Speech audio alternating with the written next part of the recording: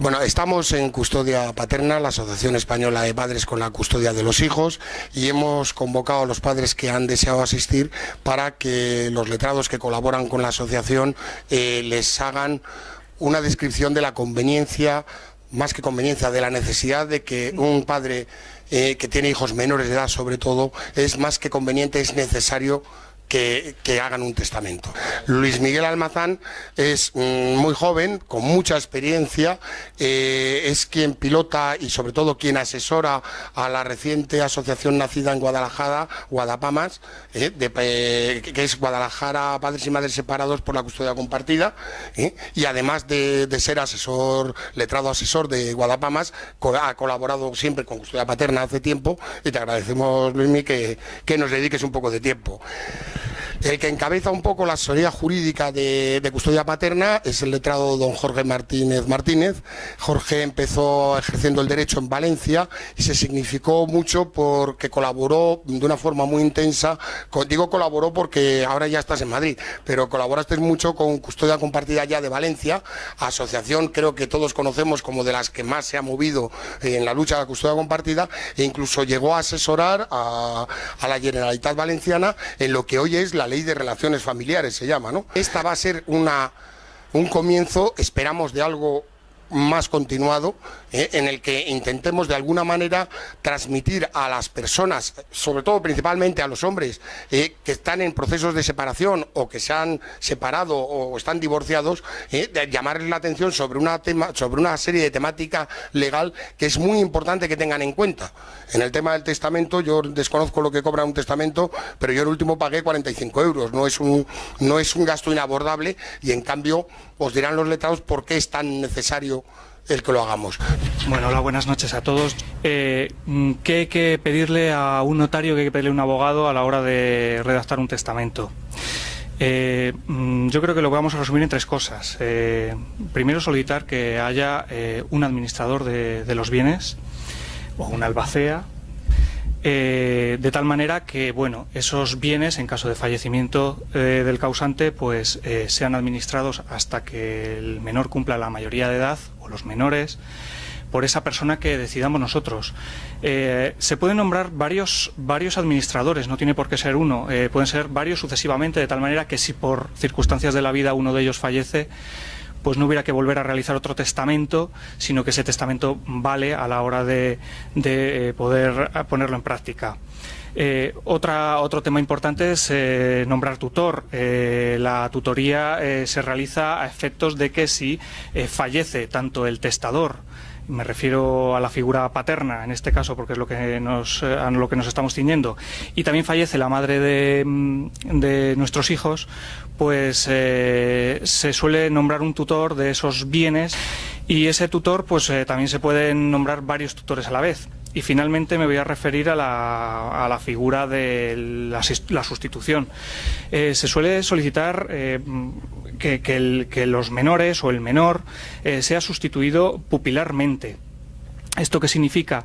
La sustitución pupilar se realiza para los menores de 14 años, para el caso de que mueran antes de dicha edad, y bueno, pues ya que los menores de 14 años no pueden otorgar testamento, se supone que a partir de los 14 años el propio menor podría otorgar testamento, y entonces esa sustitución no tendría sentido. Esas sustituciones hay que tener claro que comprenden el patrimonio total, el patrimonio entero, tanto del testador como del sustituido, es decir, del niño. Los mayores de 14 años también tienen lo que se llama la sustitución ejemplar, siempre y cuando se declaren incapaces en virtud de sentencia, y que por tanto no pueden testar, aunque bueno, hay una excepción, que es que si tienen un periodo de lucidez, creo que pasados esos 14 años, pues bueno, se considera válido el testamento. Y finalmente hablar de la sustitución vulgar, que también habría que solicitar a ese notario al que acudamos. La sustitución vulgar o directa pues se prevé para el caso de que el heredero, en este caso el niño, el hijo, muera antes que el testador. En ese caso se llama premoriencia, o en el caso de que fallezcan los dos a la vez, tanto testador como hijo, sin poderse saber quién de los dos ha fallecido antes que el otro. Por ejemplo, en un accidente de tráfico es el típico caso, que se llama conmoriencia. También puede ser por incapacidad, que es lo que he comentado antes de sustitución ejemplar. Esta sustitución evidentemente se hace para el caso de que ese hijo fallezca para que no pasen directamente esos bienes a la madre. Otra cosa que también se me ha olvidado comentar es que se suele solicitar directamente en el propio testamento a quien no, bajo ningún concepto, se debe permitir que sea administrador de los bienes. En este caso suele ser, a quien ponemos suele ser la ex. Bueno, cada uno pone a quien quiere, pero bueno.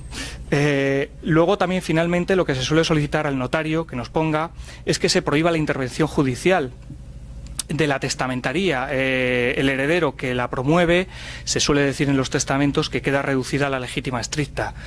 También es importante contar con que, bueno, pues si se nombra un administrador, un albacea, en caso de, bueno, pues de que haya varios hijos y demás, pues siempre va a ser el albacea, cuyo cargo es gratuito, salvo que se diga lo contrario, el que, bueno, pues tenga que repartir los bienes, debe ser aceptado por todos los herederos, les guste o no, y ni siquiera tiene que contar con la conformidad de ellos. En el testamento, pues se puede hacer, respetando las legítimas, por supuesto, pues que solicitar lo primero que se designen albaceas. Lo que ocurre es que, bueno, pues muchas veces el organizar el reparto y demás puede hacer muy conflictiva esa partición, puede haber impugnaciones y demás. Entonces, bueno, pues sugiero las siguientes fórmulas.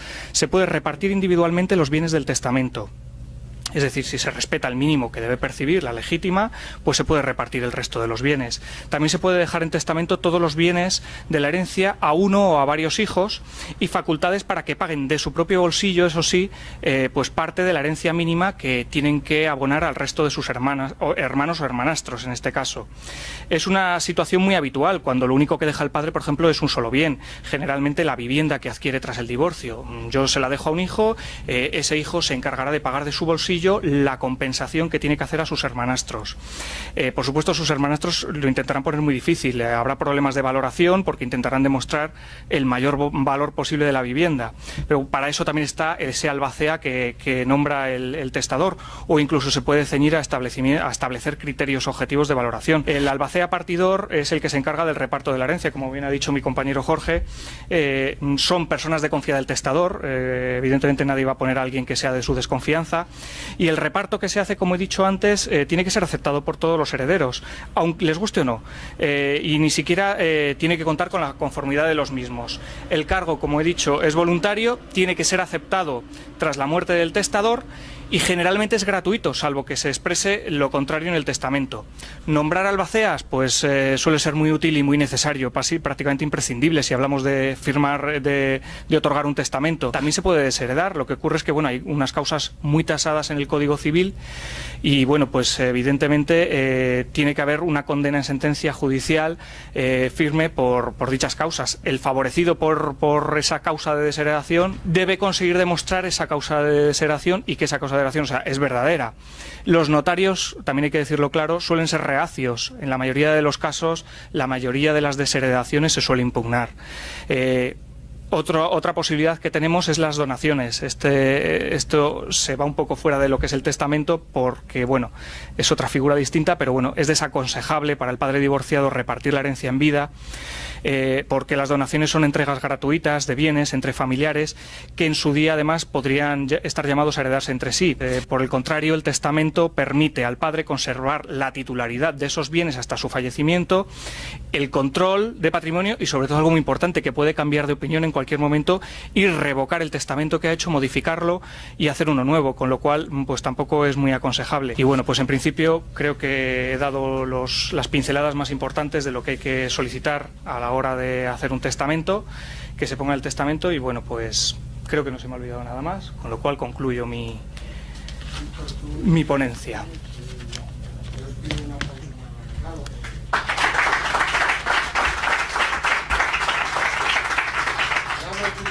Una vez tenemos claro que el testamento o la otorgación de testamento es más que básica, fundamental para proteger a vuestros hijos, sin daros cuenta les estáis protegiendo, ¿qué figuras son las que deberían constar en todo testamento? Porque otorgar un testamento sin más termina siendo ineficaz si no se definen ciertas figuras, si no se definen ciertos conceptos, como son los albaceas, los administradores judiciales o incluso los administradores tutores o los tutores.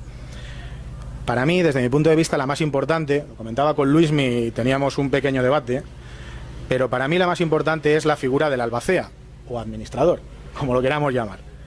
Para mí es la más importante, ¿por qué? Porque es un límite, es un tope muy importante que le estamos poniendo a la persona o personas que van a ejercer ese albacenazgo.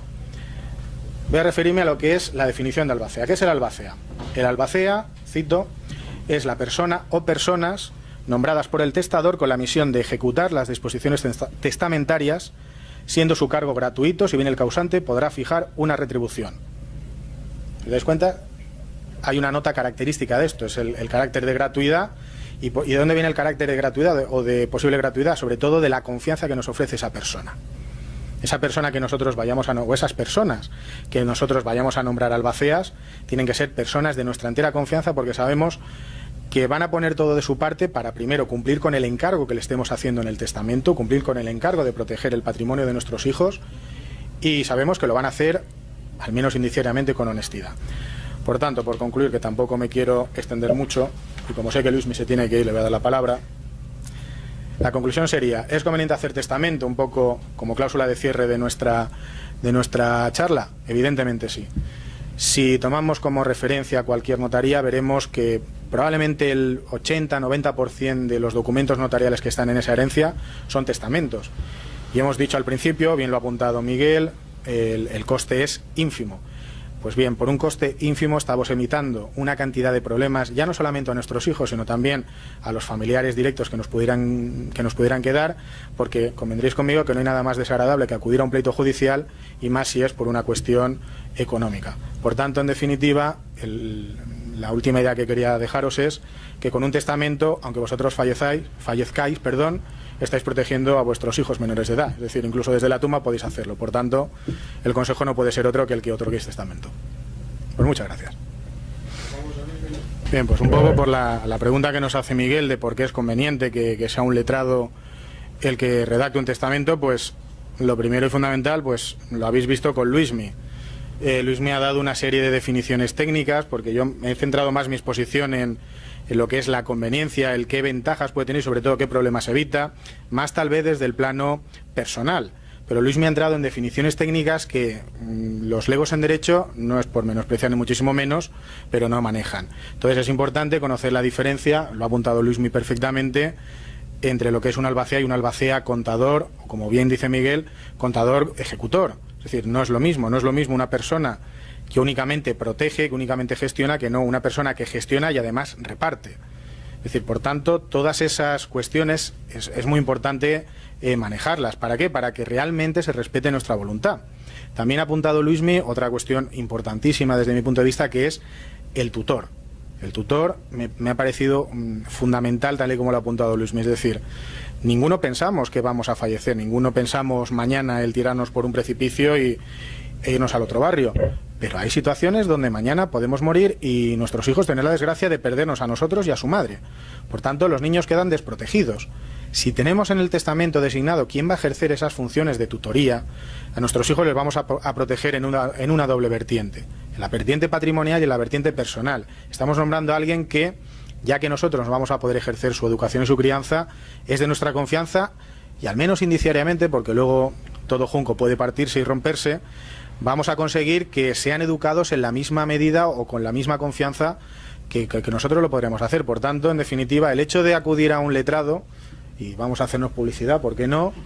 Aparte de no ser, insisto, no ser un coste elevado el que tiene un testamento, pero sí que con unas cláusulas bien definidas, siguiendo unas directrices que pueden ser perfectamente las que ha apuntado Luismi, respetando esas legítimas estrictas, indicándole a nuestros herederos qué sucede si no cumplen nuestra voluntad, estamos evitando muchísimos problemas. Por tanto, es importantísimo, entiendo, que sea redactado por un notario o por una persona que tenga reales conocimientos del derecho.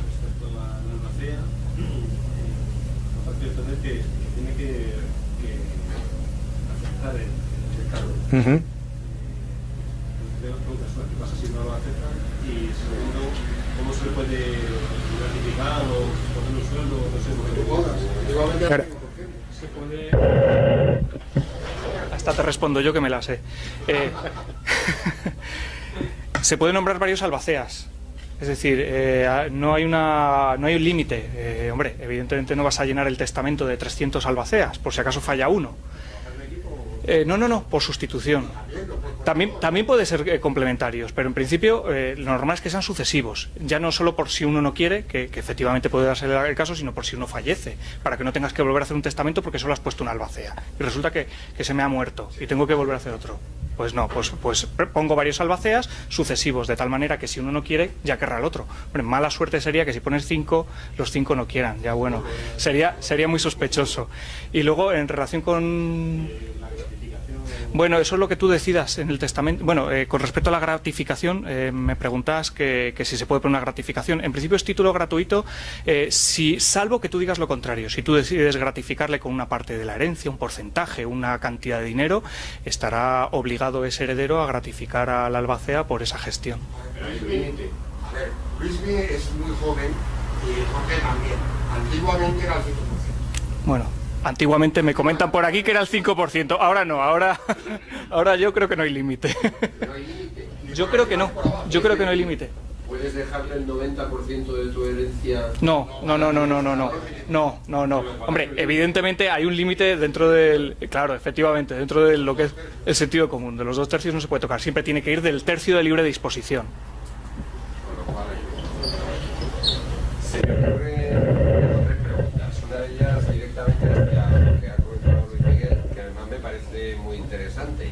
El problema es que, desgraciadamente, algún padre puede fallecer conjuntamente con su hijo, con lo cual tendríamos la comoriencia.